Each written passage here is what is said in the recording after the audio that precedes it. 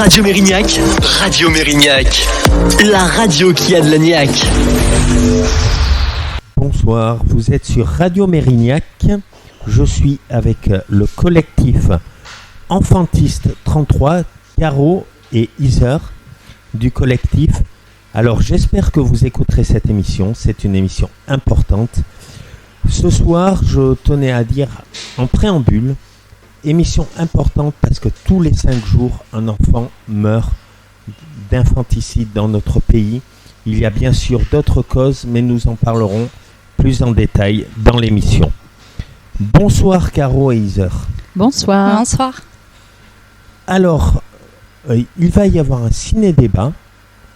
D'abord, on va faire la présentation de l'association. Excusez-moi, je vais un peu trop vite. Alors, qu'est-ce le collectif Enfantiste 33 ? Alors, le collectif Enfantiste 33, ce n'est pas une association, c'est donc un collectif où tout le monde est à la même place. On est sur un niveau complètement horizontal. Il a été créé il y a 3 ans, en 2022, par Claire Bourdille. Aujourd'hui, il compte un peu plus de 15 antennes sur toute la France. C'est un collectif intersectionnel et inclusif. Et nous sommes... alors, le sujet de l'enfance est un sujet bien sûr politique, puisqu'il fait dans le terme politique, on est dans la vie de la cité, mais c'est un collectif apartisan. Alors... Vous voulez que je vous dise maintenant l'émission, peut-être ? L'émission du collectif ? Oui. Alors, on a diverses missions. L'idée, c'est d'œuvrer en faveur des droits de l'enfant et de leur faire connaître leurs droits. Lutter contre toute forme de violence, de domination, notamment contre l'adultisme, c'est-à-dire l'adultisme, c'est toute forme de domination faite à l'enfant de la part de l'adulte, un système d'oppression qui est fondé sur l'appartenance à la catégorie de l'enfance et de la jeunesse. Et on estime au collectif enfantiste, et divers chercheurs sont dans ce cas, que l'adultisme, c'est le berceau de toutes les dominations, parce que c'est ce qui permet à l'enfant d'intérioriser les systèmes d'oppression auxquels il sera confronté dans le futur. D'ailleurs, vous publiez beaucoup sur l'adultisme sur votre compte Instagram. Oui, il y a plusieurs comptes Instagram. En fait, il y a un compte Instagram par comité local et puis un compte Instagram au niveau national. Et c'est vraiment important pour le collectif enfantiste de mettre en lumière cette forme de domination qu'est l'adultisme, puisque c'est un concept qui est très peu connu en France. Et donc, on a vocation à communiquer dessus au maximum. Alors, comment vous est venu justement ce désir de cette cause ? Alors, je pense qu'on n'a pas forcément l'origine de notre désir n'est pas forcément le même. Alors, moi, je suis enseignante depuis bientôt 28 ans. Donc, l'adultisme, c'est quelque chose sur lequel je ne mettais pas de mots, mais auquel j'étais confrontée depuis le début de ma carrière. Et qui me révoltait, et j'avais envie, alors je me battais à titre très individuel, mais j'avais envie de me battre à titre plus général. Et puis moi je suis une rescapée de l'inceste et de violences intrafamiliales, donc c'est une cause évidemment qui m'a toujours tenue à cœur. Et je ne trouvais pas d'endroit. Il y avait des associations, etc. Mais je ne trouvais pas d'endroit qui me laisse la possibilité d'agir un petit peu comme je le voulais, comme je le désirais, de faire part à un processus de création, d'entreprendre des choses, etc. Et donc j'ai découvert vraiment par hasard le collectif enfantiste il y a à peu près 2 ans et demi. Et donc je me suis tout de suite inscrite. Et vous, Iser ? Moi, j'ai rejoint le collectif un petit peu plus tard, puisque je l'ai rejoint juste avant le premier événement en Gironde qui a eu lieu donc en 2023, en novembre 2023. Donc Caro était déjà très investie, très engagée et tenait à bout de bras la création de ce comité local. Moi, j'ai eu l'information par le biais des réseaux sociaux. Et donc j'étais curieuse de m'engager dans une cause. Ça faisait plusieurs années que je me trouvais engagée mais pas suffisamment militante. Voilà, moi dans le cadre de mon travail, je rencontre des familles et des enfants, donc c'était important pour moi de m'inscrire dans le soutien de cette cause et donc de lutter contre toute forme de violence. Donc j'ai rejoint Caro dans cette aventure il y a bientôt 2 ans et depuis on est toutes les deux donc co-référentes de cette antenne avec l'animation en localité, la création des événements annuels au mois de novembre, etc. Alors justement, il va y avoir bientôt un ciné-débat au Mérignac Ciné autour de l'enfance maltraitée et du film documentaire Réinventer l'enfance. Alors pouvez-vous nous en parler un petit peu ? En fait, c'est un film documentaire qui est donc créé et réalisé par Eve Simonet. Ce qui est intéressant, sans trop en dire, parce que le but c'est que vous veniez nombreuses et nombreux à cet événement. L'intérêt quand même de ce film, c'est que il permet de donner la parole à d'anciennes victimes de violences intrafamiliales et de toute forme de violence, violence psychologique, physique, sexuelle, etc. Donc il donne la parole en fait aux adultes aujourd'hui rescapés des violences qu'ils ont subies. Il permet d'aborder en fait la dimension systémique des violences qui sont faites aux enfants et il donne aussi la parole à des experts professionnels, à des scientifiques, mais aussi aux associations de l'enfance et aux militants de la protection de l'enfance. Donc il permet en fait d'aborder le volet de l'enfance en danger dans une forme qui est vraiment plurielle. Donc ça c'est l'intérêt de ce film à venir voir absolument.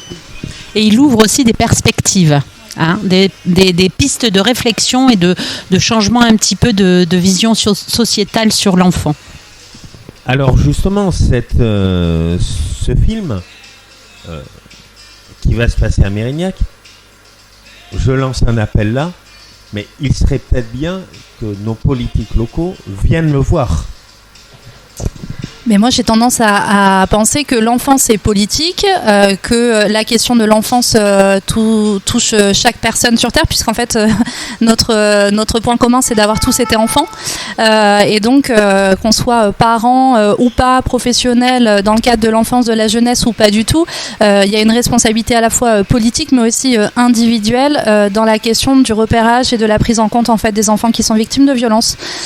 Et donc, chaque personne, en tant que citoyen, se doit de faire attention et de veiller sur les enfants. Donc pour moi, c'est vraiment l'opportunité de venir vous questionner, d'être curieux de la question de l'enfance en danger et aussi de rentrer dans cette grande équipe de veilleurs, de sentinelles en fait sur la question de la protection des enfants. Moi, je rajouterais que le film peut être intéressant, je dirais, à partir de 16 ans. Si on est averti qu'il y a des moments, des propos qui peuvent être difficiles à soutenir et à entendre, mais ça peut être intéressant pour un enfant qui est un petit peu au fait de ce genre de choses, de venir, pourquoi pas, avec ses parents et venir un petit peu entendre ce qui s'en dit. Le but, c'est vraiment d'ouvrir le débat, comme on peut le faire sur nos propres événements. C'est en fait de venir poser les mots, poser les faits, poser les chiffres et les définitions de ce qui vient faire danger pour les enfants. Et le but, c'est d'en faire un sujet, pas de faire du sensationnel, mais de permettre aux gens de se questionner et d'en faire un vrai débat pour aussi se poser la question de est-ce que je suis l'adulte que j'ai envie d'être, est-ce que je suis le parent, le professionnel que j'ai envie d'être, est-ce qu'il y a des choses qui viennent me heurter dans ma façon de m'adresser aux enfants et comment je peux évoluer dans ma pratique auprès des enfants. Et ça, je pense que c'est vraiment, vraiment intéressant puisqu'il y a le film, mais il y aura aussi la partie échange avec la salle et le but c'est d'ouvrir ce débat autour de la question de l'adultisme. Alors tout à l'heure je parlais en préambule d'un enfant sur 5 enfants, un enfant qui meurt tous les 5 jours, excusez-moi, c'est difficile à dire. Oui, c'est un sujet lourd. Mais il y a d'autres causes aujourd'hui de maltraitance faite aux enfants, je pense à la violence psychologique, à l'inceste. Alors, effectivement, en tout cas dans l'adultisme, il y a toutes ces formes de violence qu'on connaît, dont on parle peut-être insuffisamment, mais qu'on connaît, c'est-à-dire les violences sexuelles, les violences physiques, les violences psychologiques, les violences éducatives ordinaires, les violences vicariantes aussi dont on parlait, que ce soit au niveau familial, systémique, sociétal, etc. Mais il y a aussi une forme de violence au quotidien, alors qui n'est pas évidemment la la même et du même ordre, mais dont on parle peu, c'est cette invisibilisation de l'enfant. Et je dirais que c'est un petit peu ce qui permet après les violences qui s'ensuivent de s'installer, c'est-à-dire cette manière de ne pas prendre en compte dans toutes les sphères de la société la parole de l'enfant, ses besoins, son avis, ses ressentis, etc. Et de décider à sa place. Alors il ne s'agit pas, bien entendu, il ne faut pas tout confondre, il ne s'agit pas de décider, enfin de laisser l'enfant décider pour toi, etc. Il s'agit d'amener l'enfant à comprendre, à la limite, pourquoi une décision est prise, etc. Le rendre acteur dans cette prise de décision et lui permettre de choisir pour ce qui est possible. C'est-à-dire, on ne laisse pas actuellement, beaucoup de parents ne laissent pas choisir à l'enfant les vêtements, force à mettre un manteau, alors que peut-être à des moments ils n'ont pas froid, ils sont en train de courir moi je le vois à l'école, les enfants sont en train de courir dans la cour, ils même crèvent sur de la chaud. Question des activités extrascolaires, la question des options, etc. Voilà. dans l'enseignement. Le but, c'est en fait de permettre à l'enfant de prendre des décisions ou à minima d'être en concertation sur ce qui le concerne. C'est-à-dire, il y a un rendez-vous médical, c'est une évidence, c'est une nécessité. Mais par contre, de venir accompagner auprès de l'enfant par les mots, tu es malade, tu as mal à la gorge, il va se passer tel acte médical pour toi, voilà en quoi c'est important, et de permettre en fait de se mettre à hauteur d'enfant pour le rassurer. Ça, c'est la question de toutes les formes de micro-agressions en fait qui sont dans le quotidien des enfants. Pour reparler des formes de violence qui sont peut-être un peu plus flagrantes et surtout qui sont très fortement encadrées par la loi. On parle donc d'un enfant qui décède tous les 5 jours. Sur l'année dernière, on était à 77 infanticides, dont environ 60% en intrafamilial. On parle aussi de 160 000 enfants par an victimes d'inceste, de 400 000 enfants qui sont co-victimes des violences conjugales et intrafamiliales, c'est-à-dire qu'aujourd'hui on reconnaît à l'enfant le statut de victime lorsqu'il est témoin des violences au sein du couple parental, puisqu'on voit aussi avec l'avancée des neurosciences que ça a une incidence forte sur son développement psychique, affectif, etc. Et surtout, plus de 80% des parents affirment avoir recours aux violences éducatives ordinaires. Les violences éducatives ordinaires, c'est la fessée. Alors, on parle souvent de la fessée, mais en fait, ce qui va être banalisé comme une forme de petite tape sur la fesse, et puis il était habillé, je ne l'ai pas déculotté, mais on va être sur la claque, on va être sur le fait de tirer les cheveux, de pincer, de tirer l'oreille. Tu es nul, tu... dans des propos dénigrants, rabaissants, de toute façon tu sais rien faire, t'es pas capable, etc., qui vont venir heurter finalement l'enfant dans son développement et dans sa construction, dans son estime de lui. Donc ça c'est pour les chiffres phares, et ces formes-là de violence sont reconnues et encadrées par la loi, et surtout sont interdites à la fois par la violence, par la loi contre les violences éducatives ordinaires de 2019, mais c'est aussi inscrit dans la définition de l'exercice de l'autorité parentale. C'est-à-dire que dans la définition de l'autorité parentale, il est bien indiqué qu'elle doit s'exercer sans contrainte, violence, etc. Donc c'est de la responsabilité des parents d'être garants et responsables de leur enfant, mais surtout de le faire sans exercer la violence. D'accord. Alors comment, juste avant qu'on développe, que Iser développe, comment on peut faire changer les mentalités sur le fait de plus écouter l'enfant ? Alors, on s'attaque là à un gros morceau, parce que, on part quand même de la société, d'une société qui nous montre, que ce soit dans les publicités, que ce soit dans certaines manières de faire, etc., qui nous montre déjà un comportement adultiste à tous les niveaux. Alors moi, je crois beaucoup, mais ça demanderait beaucoup de moyens financiers, humains. Je crois beaucoup à la formation, à la sensibilisation. Ce qui se passe au niveau de la société se répercute bien évidemment au niveau de tous les enseignements auprès des personnes qui vont être en contact avec l'enfance. que ce soit l'éducation nationale, les médecins ou infirmières, etc., ou infirmiers. En fait, tous les professionnels en lien avec la jeunesse, mais même le sport, le périscolaire, tous les acteurs du quotidien. Hein. Et là, ça demanderait non pas un saupoudrage comme ça peut exister maintenant dans certaines formations avec 2-3 heures, comme ça on va parler de l'enfance de manière très parcellaire et presque optionnelle, dans certains domaines optionnels. Hein. Il faudrait vraiment une formation massive sur l'adultisme. Et puis, comment on s'adresse à un enfant, comment on prend en compte le besoin de l'enfant, comment on explique à un enfant, comment on prend la mesure de ce que subit un enfant, comment détecter également un enfant qui va mal, quels sont les signes qui montrent que... Et je pense que là, on est dans quelque chose de complètement insuffisant. Et c'est à ce niveau que les choses pourraient commencer à se jouer. C'est-à-dire qu'il y a la question à la fois de la sensibilisation, pour qu'il y ait une prise de conscience qui soit massive, puis après la question du repérage et de l'accompagnement des enfants, mais aussi des adultes qui sont en contact avec les enfants. Je vais prendre un autre exemple concret. Par exemple, un enfant qui va au rayon jouet. Il va faire ce qu'on appelle un caprice. Ses parents vont le gronder ou, s'il n'obéit pas, lui mettre une tape. Qu'est-ce qu'il doit faire dans ces cas-là? Alors, il n'y a pas de recette miracle, et on n'est pas là pour prôner des formes d'éducation qui pourraient être décriées. Non, mais effectivement, c'est une situation qui est très inconfortable. Il faut en avoir conscience et le but, c'est pas de mettre la responsabilité sur les adultes et de venir dire vous avez mal agi.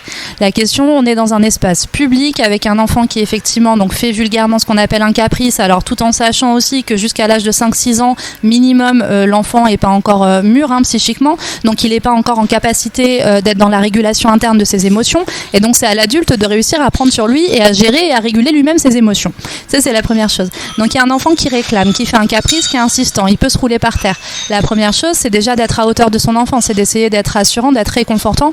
Je comprends, tu as très envie de se jouer, il est vraiment super, sauf qu'aujourd'hui, on n'est pas venu pour acheter ça, ou tu as déjà choisi ça, donc ce n'est pas possible.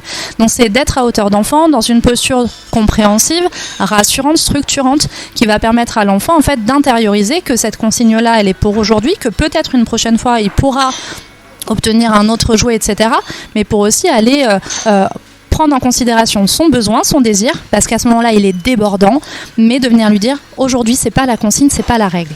Et donc, en étant à hauteur d'enfant, et surtout en étant dans la compréhension, et pas seulement dans la négation, mais arrête de te rouler par terre, mais t'as vu, tu nous fais un scandale, tout le monde nous regarde.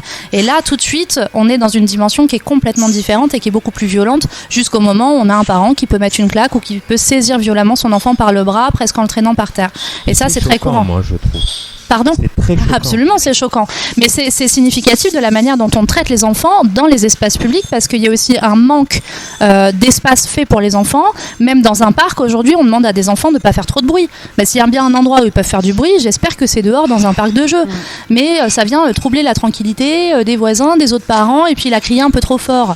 Donc à quel moment on vient considérer aussi l'enfant dans l'expression de ses ressentis, de ses besoins, de ses émotions, etc. Et c'est une responsabilité collective, parce que ce parent qui est complètement débordé, qui se dit oh là là, tout le monde me regarde, tout le monde va penser que je suis un mauvais parent, tout le monde va pencer que j'éduque mal mon enfant, etc. Il a honte. Donc évidemment, le plus simple, c'est que ça se retourne contre son enfant, parce que et en fait, ce qui est aussi tout aussi dangereux pour moi, c'est le regard des gens autour qui vont stigmatiser, qui vont regarder, qui vont juger, qui parfois interviennent, et qui sont malgré tout très maladroits et inducteurs de tout ça. D'accord. Alors, on parle donc pour ceux qui nous rejoignent, nos auditeurs, avec le collectif enfantiste 33 Isère et Caro, nous parlons des maltraitances faites aux enfants. Alors, il y a aussi les violences systémiques. Et là, je vais parler d'un sujet actuel que beaucoup ont connu, c'est Betaram. Betaram, institution catholique, mais depuis quelques semaines, on parle de ce qui s'est passé, des attouchements, des incestes, des violences. Alors, moi, je vais dire, j'ai été placé dans les années 90, on parlait déjà de la mauvaise réputation de Betaram. Alors, je vais vous demander en tant que collectif, qu'est-ce qu'il aurait dû être fait devant cette situation alors qu'on le savait depuis longtemps? Alors, moi, je pense déjà que Betaram, là, c'est un peu la partie émergée de l'iceberg. C'est-à-dire qu'on le sait, il y a eu le rapport Sauvé il y a quelques années, qui a finalement permis aux personnes qui avaient été victimes d'abus sexuels dans l'Église de parler, d'être recensées et de pouvoir s'exprimer sur le sujet. Le chiffre est énorme. On est, je crois, sur l'ordre de presque 150 000 sur des dizaines d'années. La problématique, elle n'est pas nouvelle et elle n'est pas sur Betaram ou sur... Voilà, le problème est le même que dans la famille, c'est-à-dire quand on est dans un espace fermé, autocentré, avec des pratiques qui sont réglementées mais en même temps autorisées tacitement, on est automatiquement en proie à des débordements et des abus et des dérives. C'est pareil dans la famille. La famille, c'est un cercle fermé. Un internat, c'est un cercle fermé. Et avec une silenciation massive. On est aussi à une époque, en tout cas dans les débuts de Betaram, où on retrouvait la même chose. C'est-à-dire qu'un enfant...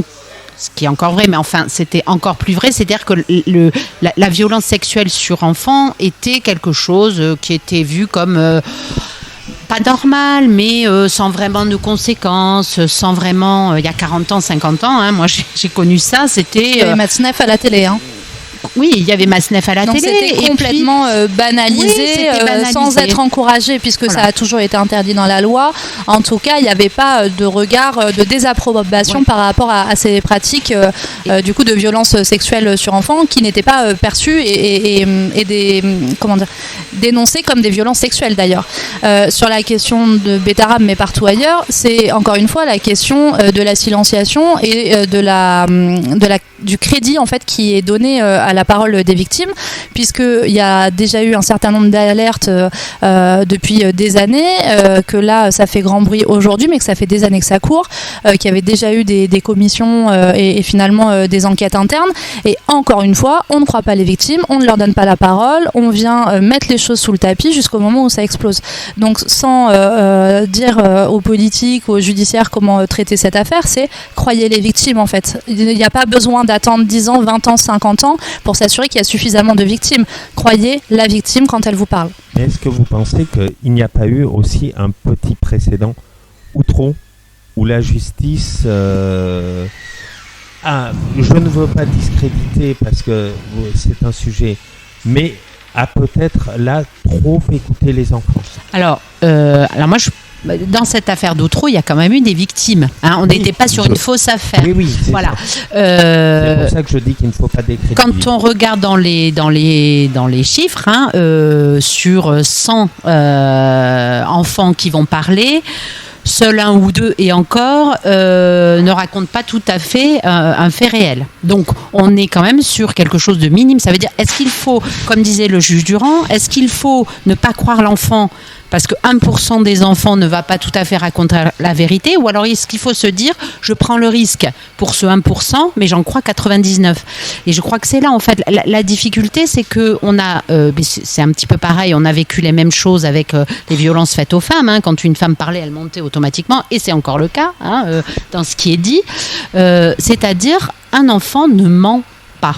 Un enfant va peut-être raconter ou raconter quelque chose qui est un petit peu déformé, parce que là il faut se dire aussi que la mémoire de l'enfant, c'est pas notre mémoire. Pour nous 24 heures c'est rien. Pour lui, 24 heures, c'est énorme. Pour un enfant de 2 ans ou 3 ans ou 4 ans. Ce qui peut induire du coup des changements dans la perception de la vérité. Et la difficulté, c'est qu'aujourd'hui, la justice prévoit que ce soit à la victime d'apporter la charge de la preuve. Donc effectivement, quand on se retrouve sur des procès qui concernent des enfants, de venir demander à l'enfant de répéter encore et encore, malgré tous les dispositifs et protocoles qu'il existe au niveau de la justice et des différents services, mais de répéter 15 fois la version sur des procédures judiciaires qui vont prendre prendre des années. En fait, la vérité de l'enfant au moment où il dénonce la première fois à quelqu'un de sa famille, par exemple à 4 ans, et sa vérité à 13 ans lorsque ça va passer en procès, forcément les souvenirs sont modifiés, sont altérés et puis ont été remis en cause, et puis après il y a tous les jeux d'avocats, et donc forcément on n'a pas tout à fait la même vérité. Je crois que le pédopsychiatre Boris Cyrulnik, justement, disait qu'un enfant, ce que vous dites, n'a pas toujours la même mémoire des faits. Donc, Mais même nous, nous-mêmes, si on nous demande de relater un fait un jour et puis un mois après, on va oublier des choses, rajouter des choses, parce que la mémoire, c'est pas quelque chose de linéaire. Et puis chacun dispose de sa propre réalité, de sa propre vérité. Chaque situation, à partir du moment où il y aura autant de versions que de personnes présentes dans la pièce. Et c'est exactement le cas pour la situation pour les violences sexuelles. C'est-à-dire qu'il va y avoir la vérité de la personne qui dénonce et puis la vérité de l'agresseur. Après, la justice doit faire son beurre au milieu de tout ça. Alors, tout à l'heure, on parlait justement de la prise de conscience maintenant de la violence faite aux femmes, mais pas encore de celle faite aux enfants. Alors, pourquoi, d'après vous, mettons cela sous le tapis aujourd'hui ? Moi, je pense que ça fait peur.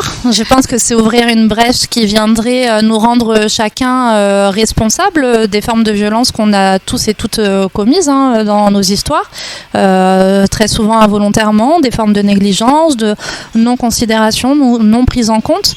Donc, je pense que c'est un sujet qui déborde, qui fait peur, qui appelle à une prise de conscience à la fois collective mais aussi individuelle, qui a une pression aussi sur les parents à être bons parents, qui est tellement forte que prendre le risque de demander de l'aide aujourd'hui, c'est une prise de risque, c'est une forme de désaveu, c'est presque vécu comme le fait de ne pas être suffisamment capable, donc c'est très coûteux, alors qu'il y a des dispositifs de soutien, de guidance, etc. qui existent.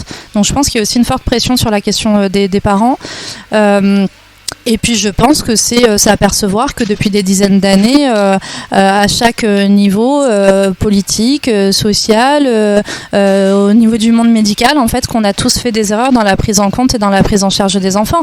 Donc c'est assumer une responsabilité, une conséquence massive des dégâts qui ont pu être faits. Et puis, alors que l'enfant... tout adulte est responsable de tout enfant, finalement. On estime aussi que les enfants, c'est une histoire de famille, c'est la responsabilité des parents ou des gens qui les éduquent. Sauf ici en France. En France, exactement, parce qu'il y a d'autres sociétés où c'est une responsabilité plus collective et tout le monde est en capacité de prendre le relais, de faire un lien, d'aider, etc., de soutenir sans juger. Ici en France, on est dans quelque chose de très familial et on le voit notamment dans la prévention des violences faites aux enfants. Alors je vais parler un peu de programme, mais pour le programme EVAR et EVARS qui sort en septembre enfin. C'est un programme contre lequel beaucoup de gens s'opposent parce qu'on estime qu'il est du ressort de la famille d'éduquer son enfant autour de ces sujets-là. Bon, quand on voit quand même qu'un enfant sur 10 est incesté dans sa famille, quand on voit les chiffres qu'Heather a donnés sur tout type de violence, on peut s'interroger. Il y a des familles qui forment et qui préparent leurs enfants et qui sont dans une dynamique d'éducation à ce niveau-là, mais il y a aussi beaucoup de familles qui ne le font pas. Donc, enfin, il y a on les attendait, ces programmes, même s'ils existent depuis très très longtemps et même s'ils sont peut-être un peu insuffisants. Mais il va falloir que tout le monde se saisisse de ce sujet. Ce n'est pas un sujet familial. Ce n'est pas une possession familiale. Un enfant, le parent n'est pas possédant de son enfant. Beaucoup de parents ne le comprennent pas. Oui, complètement. Et puis, ça demande aussi de descendre de son piédestal en tant qu'adulte. Moi, je le vois dans l'enseignement. Se mettre à hauteur d'enfant, c'est sortir de sa toute-puissance. C'est très facile d'être toute-puissant vis-à-vis d'un enfant. Donc, c'est sortir de sa toute-puissance et se dire, je suis un humain en face d'un humain. J'ai une responsabilité de protection vis-à-vis de lui et évidemment, il y a des responsabilités de l'adulte, mais je suis un humain en face d'un humain qui pense, qui ressent, qui a des besoins et je me dois de les prendre en compte. Ça, c'est très difficile pour beaucoup de gens. Et on parlait justement du fait que ce n'était pas justement qu'aux parents. Il y a aussi, je voulais en venir à ce sujet, l'école. Par exemple, un enfant qui va être en échec scolaire, souvent, c'est qu'il peut cacher aussi souvent des soucis ou que ça se passe mal dans sa famille, qu'il est battu, qu'il est attouché, qu'il est... Comment le système scolaire fait pour prendre cela en charge? Je cherche mes mots parce que c'est un sujet qui est très difficile. Alors, c'est un des signes de repérage, mais on va avoir plusieurs signes, des faisceaux d'indices concordants comme ça qui vont alerter. La première problématique, j'ai envie de dire, c'est que nous, enseignants, ne sommes pas formés ni au repérage, ni à l'écoute de l'enfant, et donc la prise en compte de la parole de l'enfant, ni au signalement. Voilà. Donc, il n'y a pas de formation. Alors, c'est de l'auto-formation si on a envie, c'est de la sensibilisation, mais c'est un gros problème. C'est-à-dire qu'à un moment donné, il faut qu'obligatoirement, chaque enseignant soit formé autour de ces 3 sujets. Alors, il y a plein de signes. Il y a plein de choses qui peuvent faire indice. On peut avoir l'échec scolaire, on peut avoir au contraire une réussite massive avec un enfant qui est trop enfermé dans des exigences personnelles. On peut avoir des comportements de repli, on peut avoir des comportements au contraire d'enfants assez agités, excités, etc. On peut avoir de la violence, on peut avoir des enfants qui subissent des choses, on peut avoir des enfants qui ont des maux physique, un enfant qui vient tous les jours nous dire qu'il a mal au ventre, et une fois qu'on a éliminé les causes médicales, mais alors, moi je suis en élémentaire. L'avantage c'est qu'on passe 6 heures par jour avec les enfants, donc on a le temps de voir tout ça. Vous avez une classe et vous voyez... Voilà, exactement. Et on suit les enfants sur une année, et on les a vus avant dans la cour, on les voit après. Bon, au collège c'est plus compliqué. Mais je pense que si on était formé, et si on ouvrait bien nos yeux, nos oreilles, et si on était bien à l'écoute de tous ces signes, je pense qu'on pourrait ouvrir aussi la parole à l'enfant, c'est-à-dire régulièrement aller voir les enfants, même les enfants qui semblent aller bien, parce que parfois il n'y a pas de signe et pourtant il y a des choses qui se cachent, mais aller voir l'enfant régulièrement et lui dire qu'on est là, comment il va en ce moment, comment tu vas en ce moment, est-ce que ça va bien, tu te rappelles, si tu as vraiment besoin, moi je suis là, je peux être là pour t'écouter, etc. Je crois qu'il y a des choses à faire, mais la première chose, et je dirais que dans tous les domaines de la société, c'est ça, c'est la formation. Comment voulez-vous que des enseignants qui ne sont pas formés puissent repérer à moins de signes évidents et puis même une fois que les signes sont repérés, d'être suivis aussi par des directions qui sont parfois assez frileuses parce qu'elles-mêmes manquent de formation et ont de la difficulté à endosser cette responsabilité de solliciter une évaluation, etc. par les services de la protection de l'enfance. Donc il y a à la fois tous les signaux que toi tu évoquais, mais il y a aussi après la question de la relation à l'enfant pour permettre un recueil de la parole qui soit adapté, qui soit respectueux et qui servira en fait de base de travail après pour aller évaluer la situation des enfants en danger. Donc il y a tout ce volet et le repérage et aussi le recueil de la parole, mais après aussi sur les actions à mettre en œuvre donc par les services dédiés. Nous au niveau du collectif 33, on a travaillé à une offre de formation à destination éventuellement même de professionnels scolaires et périscolaires. On a une offre de formation qui est prête et qu'on peut décliner pour les personnes qui le souhaitent. D'accord. Alors, on parlait justement d'aide à l'enfance. Je vais prendre encore un sujet que j'ai bien connu, puisque moi, j'ai grandi en famille d'accueil. Je suis resté 14 ans dans la même.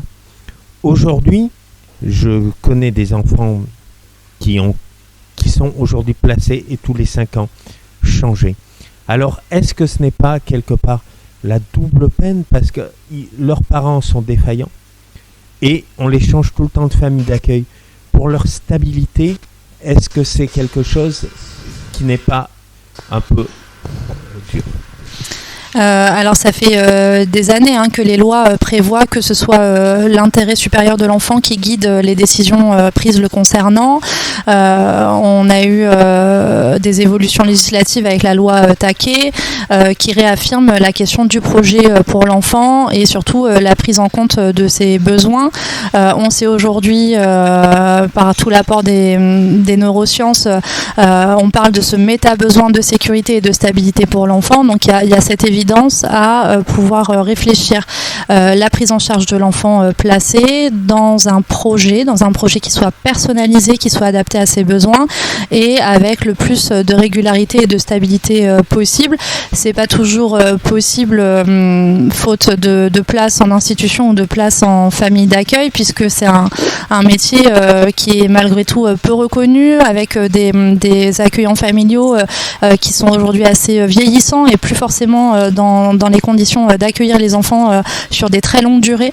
Donc il y a à la fois la problématique des structures et des lieux de prise en charge des enfants, mais il y a aussi la question de la complexité de plus en plus des situations des enfants qui sont placés aujourd'hui, qui souvent malheureusement associent ce qui est du trauma et de la violence en intrafamilial, mais aussi des troubles du comportement, avec des grandes difficultés à pourvoir à leurs besoins en matière et sociale et sanitaire. D'accord. J'aurais 2 dernières questions. Alors, aujourd'hui, on a, donc, tout à l'heure on l'évoquait, le monde politique qui ne prend pas assez ces questions en compte.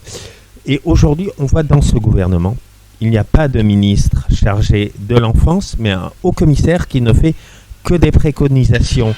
Et donc, il peut être suivi ou ne pas suivi. Donc, vous, collectif enfantiste 33, justement, votre position sur ce sujet-là. Juste à savoir qu'au niveau national, il y avait eu des temps d'échange et qu'effectivement, aux dernières législatives, il était prôné par le collectif la création d'un ministère dédié à l'enfance et à la jeunesse.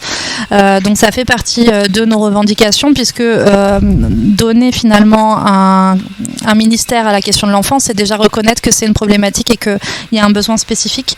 Donc la création d'un ministère qui permettrait de mettre en œuvre à la fois des bilans, comme c'est le cas, il y a tout un tas de commissions d'enquête, de préconisations, ça y en a à l'appel, il y en a tous les 2-3 ans, chacun vient et aborde sous son propre angle. Alors ça a été par le biais de la Civise, là par la commission d'enquête sur les dysfonctionnements au sein de l'ASE. Donc en fait à chaque fois on traite une partie du sujet, mais il n'y a pas de travail de fond et de réforme en fait en profondeur de la question de la protection de l'enfance. Donc c'est effectivement de proposer un ministère dédié avec un travail de fond et des recommandations qui soient suivies et appliquées avec des décrets d'application et en fait sur toutes les dimensions de l'enfance qui soient apportées après et à la justice et au niveau des départements et au niveau de l'hôpital et au niveau de l'éducation nationale, etc., avec des applications concrètes et régulières, quoi.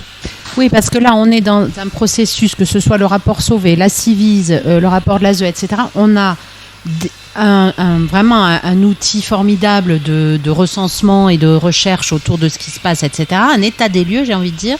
Ensuite, je parle de la Civise parce que c'est le sujet que je connais le mieux, mais le rapport de la Civise amène 82 préconisations qui sont extrêmement intéressantes et qui permettraient non seulement de mettre en place des choses autour des violences sexuelles, mais aussi des violences faites aux enfants de manière générale.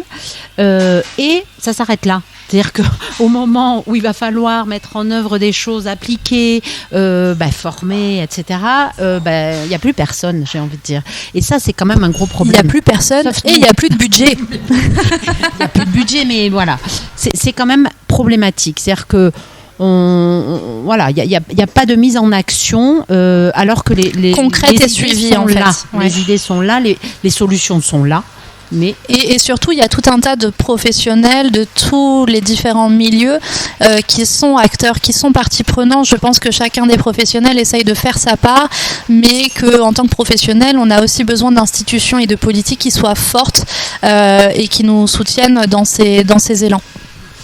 Et justement, ma dernière question, le juge Durand a été évincé de la première Civise.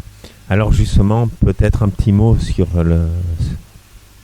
Alors, sans idéaliser, sans faire du juge Durand une icône, parce que je n'aime pas du tout ce principe-là, c'est quand même quelqu'un qui, à un moment donné, a dit des choses que personne ne disait très ouvertement.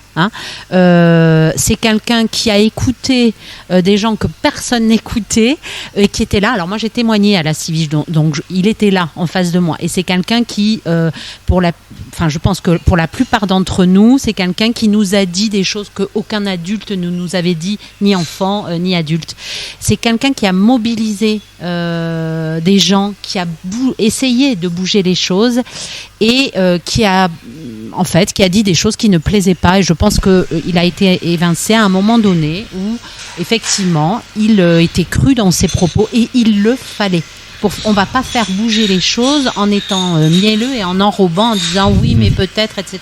Et puis sur un sujet aussi sensible, il n'est pas question de faire de langue de bois, en fait. Il s'agit de nommer les choses. Quand on parle d'inceste, on parle de violences sexuelles infligées aux enfants par des membres de la famille. Je pense que c'est important de venir nommer les choses, de venir poser les chiffres et d'en faire une réalité objective. Aujourd'hui, la question de l'inceste, c'est 3 enfants par classe minimum. Il était nécessaire qu'il y ait une personne qui prône cette cause-là et qui la mette en lumière, parce que c'est trop facile de dire mais ça n'existe pas, ou les enfants sont des menteurs. C'est trop facile, on l'a trop entendu. Donc ces propos dérangent, ces propos étaient peut-être trop idéalistes, en tout cas ces ambitions étaient peut-être trop idéalistes ou pas suffisamment réalisables par les politiques, mais par contre il a mis ce coup de pied dans la fourmilière qui était nécessaire. D'accord. Je crois que pour finir cette émission, vous aviez des messages à faire passer.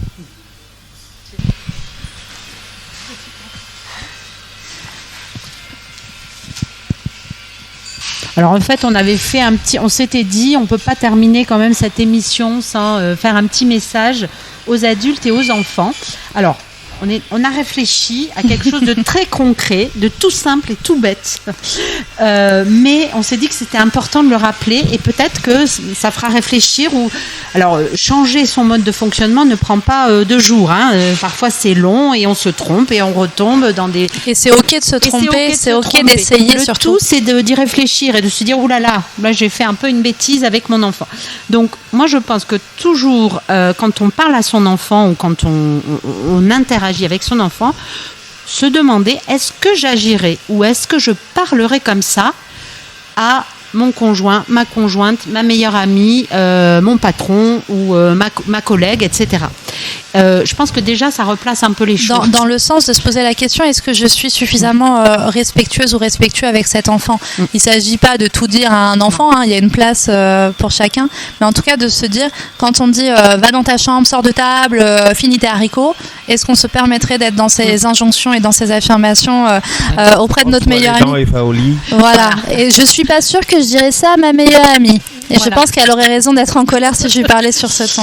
Voilà, exactement. Savoir aussi aller, et ça c'est une démarche que beaucoup d'adultes ont du mal à faire, mais malgré tout, savoir reconnaître auprès de son enfant ses erreurs. Voilà, tu vois, là je me suis emportée, je me suis mis en colère, je t'ai mal parlé, j'étais énervée, etc. Mais j'aurais pas dû, c'est moi qui ai été débordée par mes émotions, etc. Et on en reparle. Voilà, savoir revenir sur ce qu'on a fait, parce que l'enfant a tendance à se culpabiliser, et même pour des choses qui ne le concernent pas. Responsable. Exactement.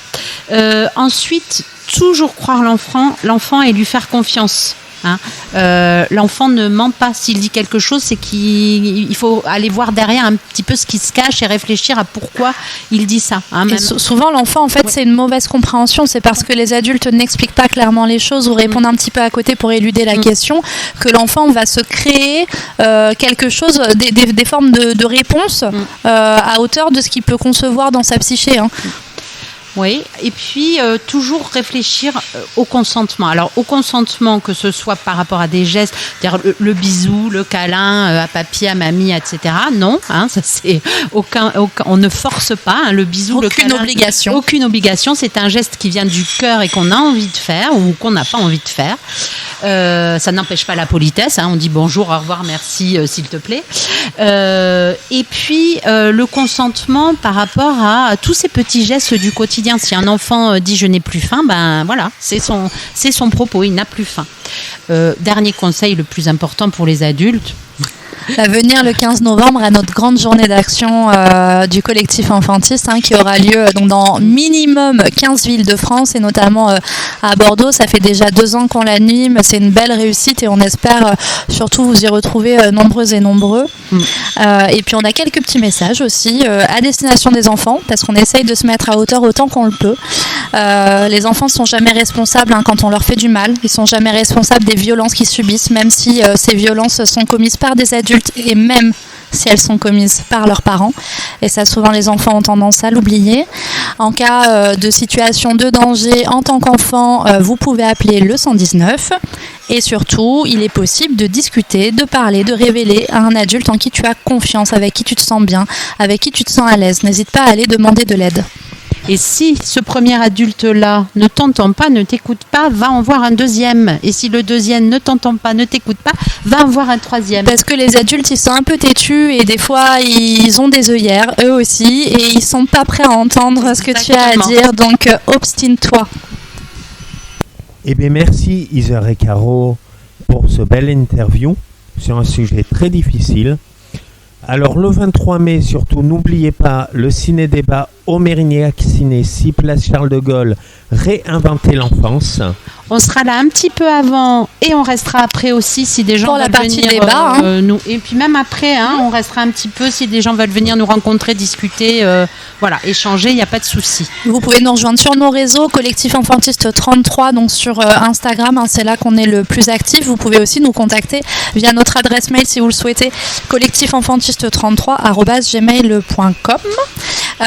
Donc n'hésitez pas à venir vers nous, même si vous êtes intéressé, curieux de cette cause, que vous souhaitez nous rejoindre. Nous cherchons de nouveaux membres dans nos rangs pour organiser nos prochaines actions et une journée du 15 novembre qui se voudra revendicative, mais aussi joyeuse, respectueuse et très belle en fait. Et que les municipalités et les écoles, etc., n'hésitent pas à venir vers nous pour notre formation. Ah oui, voilà, oui, on fait de la pub. Voilà, on est preneurs. On est prêts surtout, on est prêts. Oui, on est prêtes. Et je lance un appel surtout aux politiques locaux de Mérignac de venir le 23 mai à ce ciné-débat. C'est important que vous veniez voir et que vous preniez conscience de ce sujet-là qui malheureusement vous passe un peu par-dessus la tête. Et je lance un autre appel à la mairie de Mérignac pour l'organisation d'une journée du droit de l'enfant. On fait pour la journée des droits de la femme, il faut aussi faire pour les droits de l'enfant. Merci beaucoup. Merci beaucoup. Merci à vous et bonne soirée à nos auditeurs. Bonsoir.